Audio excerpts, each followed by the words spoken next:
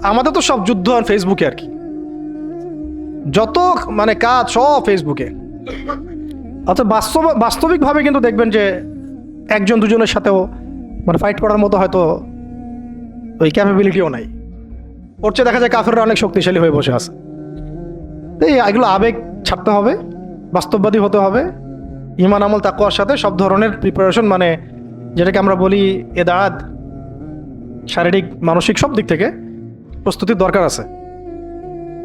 আর এটা মুসলিম রাষ্ট্রের সেনাবাহিনীর কাজ,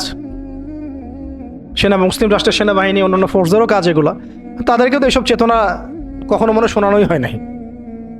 যা শুনে তারা হয়তো সেটা ব্যক্তিগতভাবে তারা শোনে।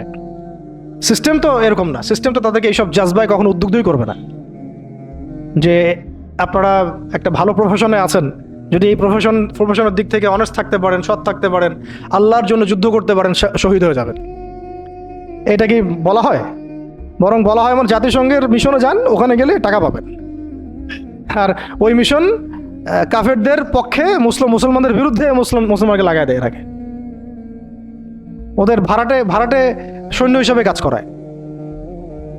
আমাদের শক্তি তারা নিচ্ছে, আমাদের জনবল নিচ্ছে, নিয়ে আমাদের এগেনস্টেই প্রয়োগ করতেছে। আল্লাহ পাক আমাদের ভাইদেরকে বুঝ দেন, ইনশাল্লাহ ভাইরাও বুঝবে একদিন না একদিন। এই বুঝ ঠেকা রাখা যাবে না, এই হেদায়েত, এই বুঝ, এই আলোগুলো কেউ ঠেকা রাখতে পারবে না। আল্লাহ দিল থেকে দিলে ছড়াই দিবেন ইনশাল্লাহ। কোনো কিছু করে কোনো লাভ হবে না, মানে কোনো কিছু করেই কোনো লাভ হবে না। কাউকে দমায় দেওয়া, থামায় দেওয়া, কোনো জাতিগোষ্ঠীকে নির্মূল করা, রাজনৈতিক আগ্রাসন, অর্থনৈতিক স্যাংশন, কিছু করে লাভ হবে না।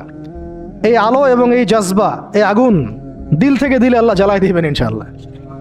এটা জাস্ট সময়ের ব্যাপার, শুধু সময়ের ব্যাপার এগুলা।